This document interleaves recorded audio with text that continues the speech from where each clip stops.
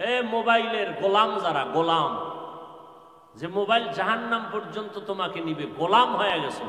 তোমার মা বাবার থেকেও মোবাইল তোমার কাছে প্রিয়। ও নিমক হারাম মোবাইলের গোলামেরা বলো, এই রকম সন্তান ঘরে ঘরে বিভিন্ন এলাকায় এরকম বোবার ভূমিকা আছে না নেই? লেখাপড়া শেষ, আগে সারা রাত্র পড়তো হারিকেন জ্বালায়, বিদ্যুৎ ছিল না। পরীক্ষা কবে? 1 বছর পর।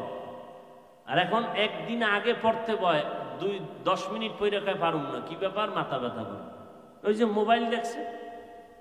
অ্যান্ড্রয়েড সেট তো আরো ক্ষতি, ব্রেনের উপরে এফেক্ট হয়, হার্টের উপরে আক্রমণ করে এই মোবাইল। কত জায়গায় ব্রাস্ট হয়ে যায় মোবাইল, খবর নাই। অবশ্য খবরও আছে, শয়তান মোহর পড়ে গেছে, অন্তরে মোহর মেরেছে, কোনো বয়ানে কাজ হবে না। এই যে আসছে একটা ওয়াজের প্যান্ডেলে আছে, বইয়া ঠান্ডা ভাবে একটু আল্লাহর মোহব্বত নিয়ে বয়ান শুনবে, তওবা করে বাড়ি যাবে না। এখানে আইসাও আমাকে দেখায় না, জিনেরে দেখায়, মোবাইলটা হাতে লইয়া দেখাইতেছে, দেখেন হুজুর একটা মোবাইলওয়ালা হয়ে গেছি আমি। মাস্তানি, বসে বসে মাস্তানি, ফাও আকামের দোকানদারি, কোন কামের লাগে না, হুদা মোবাইলের হাতে নিয়ে বাহাদুরি করে। না রেকর্ড ভালো হবে, না ছবি ভালো উঠবে।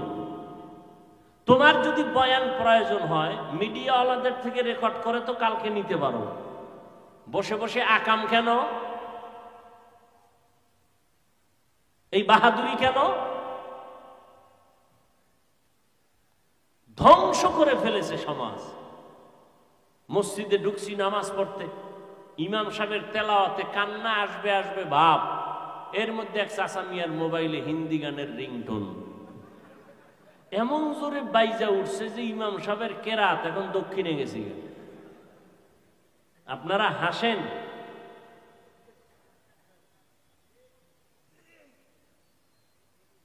আমরা মুসলমান, আমাদের ঐতিহ্য, মুসলমানের ইতিহাস বললে বেদিনদের ঘুম হারাম হয়ে যায়। মুসলমানের ইতিহাস বিজয়ের ইতিহাস। আজ আমরা পরাজিত কেন? সোনার বাংলায় মাদ্রাসা বেশি, মসজিদ বেশি, আলেম ওলামা বেশি, এরপরও কেন আমরা পরাজয় বরণ করে আছি? গানের প্যান্ডেলে কোনো চিন্তা লাগে না, অজের প্যান্ডেলেই খালি এর দ্বারে দৌড়াও, ওর কাছে দৌড়াও, ডিরেকশন শুনতে শুনতে চান্দি গরম হয়ে যায়। এই ক্ষতি সেই ক্ষতি মাহফিলে, অন্য কামে কোনো ক্ষতি নেই। এজন্য যুবকদের বলি, লেখাপড়া করলে ভালো করে করো, ভালো একটা ডাক্তার হও, ভালো একটা ইঞ্জিনিয়ার হও, ভালো একজন ডিসি হও, ওসি হও।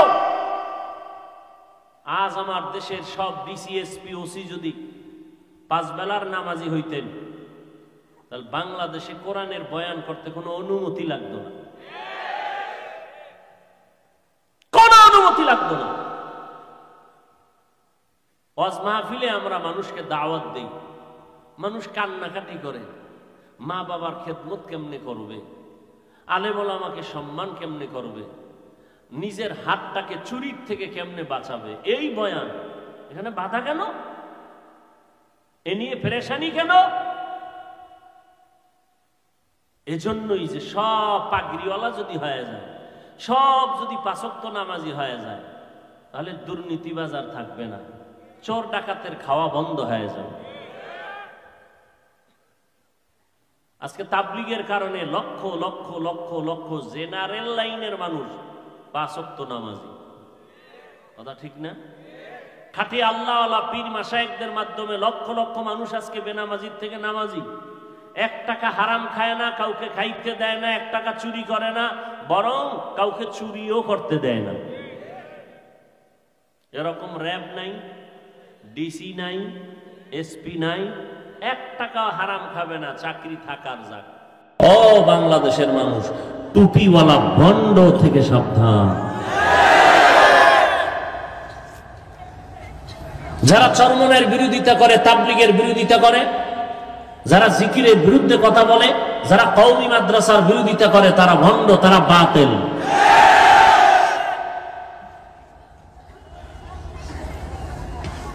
কোন মায়ের সন্তানের বুক বড় থাকলে দাঁড়াও, আসো, তুমি কি বুঝতে চাও? এদেশে পীরের নামে কত ভণ্ডামি চলে, এদেরকে কিছু বলো না কেন? খালি তোমার চান্দি গরম চরমনাই ঠেকাও, তাবলিগ ঠেকাও, কওমি মাদ্রাসা ঠেকাও, দেওবন্দি ঠেকাও। কেন? ওখানে গেলে মানুষ দাড়িওয়ালা হয়, সহ্য হয় না তোমার? ওই বয়ান শুনলে মানুষ পাগড়িওয়ালা হয়, তোমার ভাল লাগে না?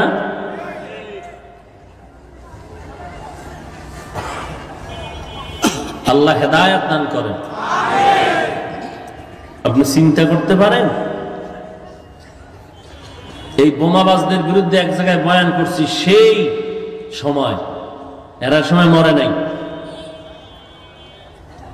দিনাজপুর এলাকায় কত ধমক! আপনি কি ইসলাম চান না বাংলাদেশে? আমি কি চাই, তবে বোমাবাজি চাই না। আমি এভাবেই টেলিফোনে জবাব দিছিলাম যে হ্যাঁ, আমরা ইসলাম চাই, উগ্রবাদিতা চাই না। আমরা ইসলাম চাই, বোমাবাজি চাই না। আমরা ইসলাম চাই, মুনাফিকি চাই না।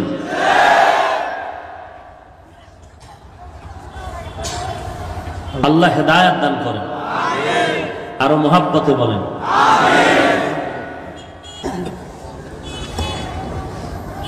ওই যে সেদিন একজনে কয়, হাফিজ সাহেব মাটির নিচের বয়ান করে আর কয়দিন, বুঝেন না? তা আমি কইলাম, তোমার মাটির উপরের হায়াতের গ্যারান্টি কয়দিন? হ্যাঁ, তোমার মাটির উপরের হায়াতের গ্যারান্টি কত? তো সব মাটির উপরের বয়ান করলে নিচের দিকে করবে। যাও একটু টুকটাক করে, চরমনের মধ্যে একটু আছে, কান্নাকাটি একটু আছে, এও সইতে পারে না। কয় ওয়াজে বইলে কাঁদে কেন?